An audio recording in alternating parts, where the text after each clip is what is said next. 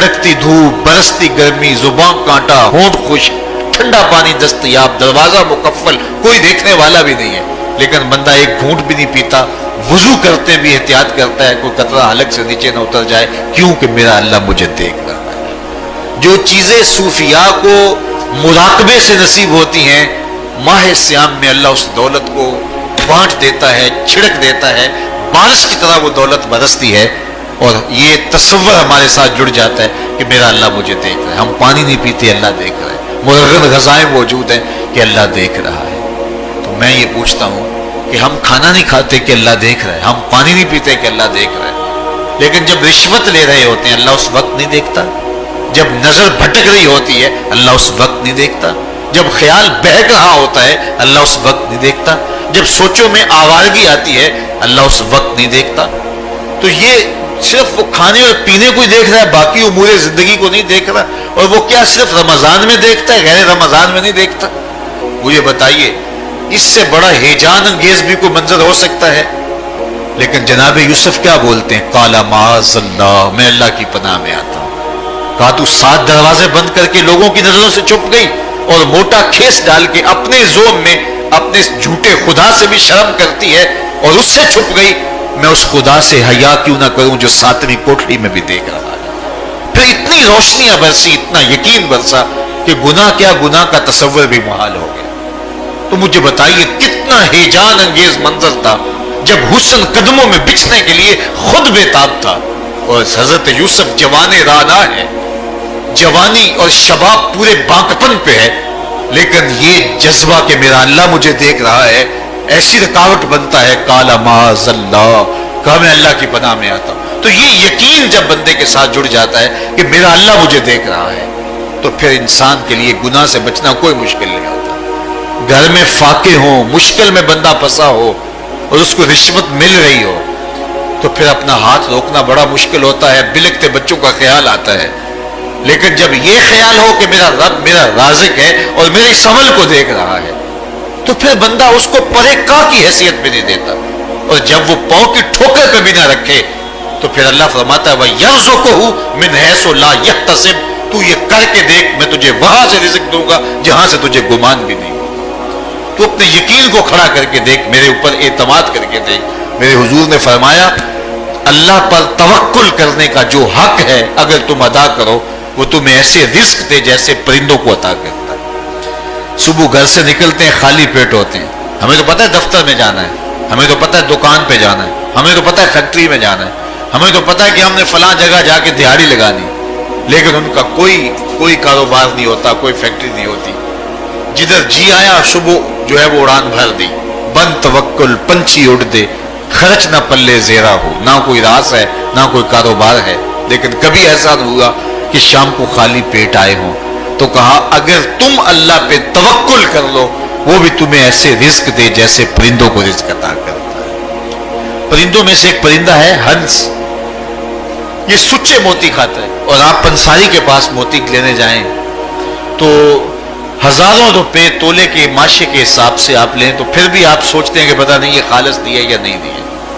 वो इतने नायाब और कामयाब हैं कि आप माशों और तोलों में खरीदते हैं, और फिर भी आपको शक रहता है कि ये खालिस हैं या कि नहीं। और हंस खाता ही वो है, और दुनिया पर एक नहीं लाखों करोड़ों हंस हैं, और रोजाना सुबह शाम खाते हैं, पेट भर के खाते हैं, और अल्लाह उन्हें रोज अता भी करता है।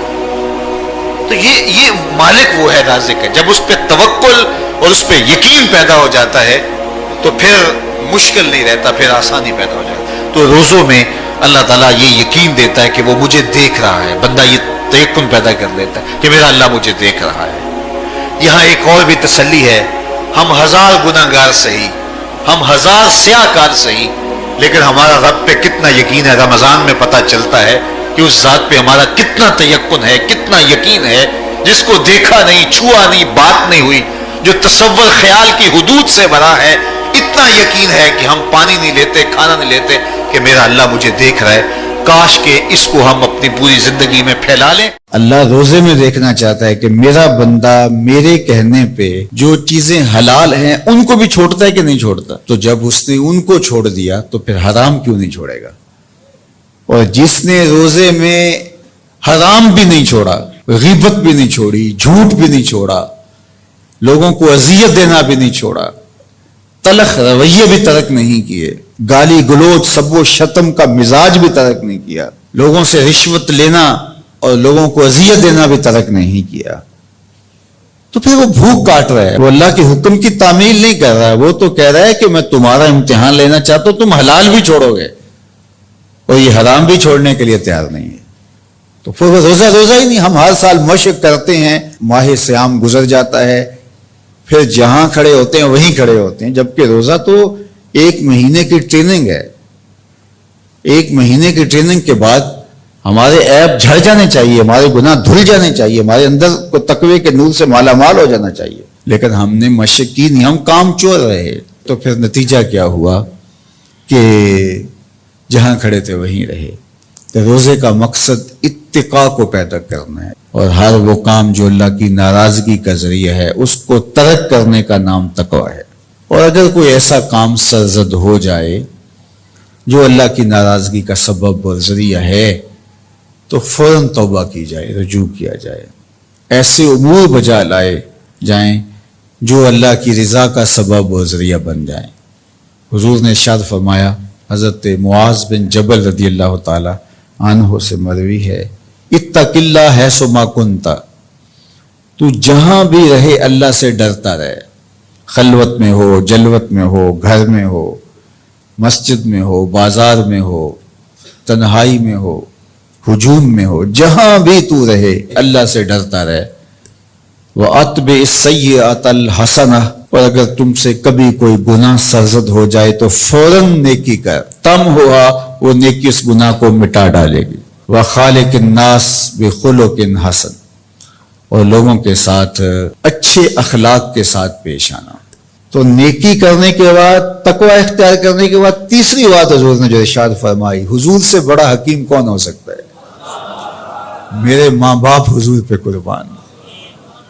یہ ہوتا ہے, تھوڑی نیکیاں کر کے لوگ پھول جاتے ہیں, تھوڑی سی پرہیزگاری اختیار کر لی تو سمجھے کہ ہمارے جیسا زمانے میں کوئی نہیں ہے, کوئی کارنامہ سر انجام دے دیا, کوئی کام ہو گیا تمہارے ہاتھ سے تو تم لوگوں کے ساتھ بدتمیزی کرنے لگ جاؤ. تو یہ تو ہمارا دین نہیں کہتا.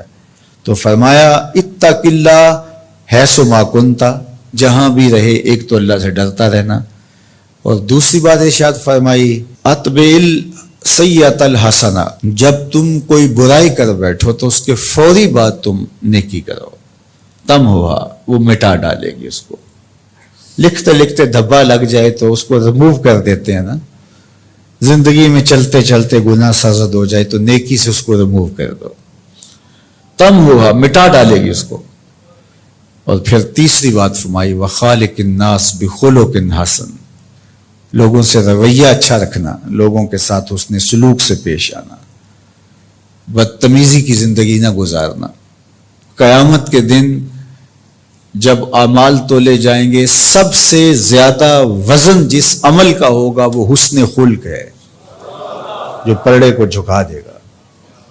تو کبھی اپنے رویوں کو کھردرا نہ ہونے دینا. تو ہمارے رب نے ہمیں تقوی اختیار کرنے کا حکم عطا کیا, اور رمضان المبارک موسم ہے تقوی کے حصول کا. زندگی ثمر بار ہوتی ہے اور تقوی کا پھل لگتا ہے.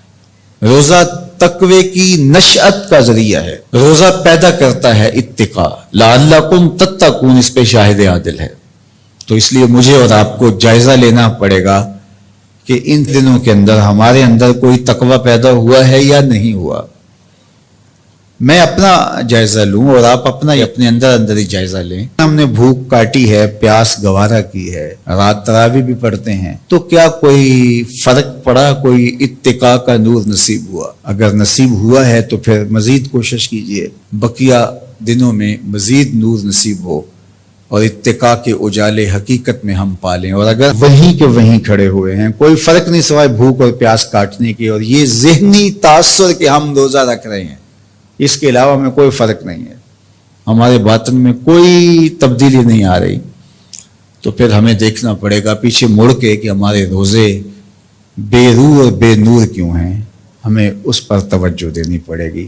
جس کے کردار کی چمک دلوں کی ظلمتیں ختم نہیں کرتی, اس کی گفتار بھی کانوں سے ٹکرا کے گزر جاتی ہے. کانوں کے تلذذ کا ذریعہ تو ہوتی ہے لیکن دل پہ دستک نہیں دیتی. فارسی والے کہتے ہیں از دل خیزت بس دل ریزت. جو بات دل سے نکلتی ہے وہ ٹھک کر کے دل میں لگتی ہے، اور جو صرف زبان کی نوک سے پھوٹتی ہے وہ کانوں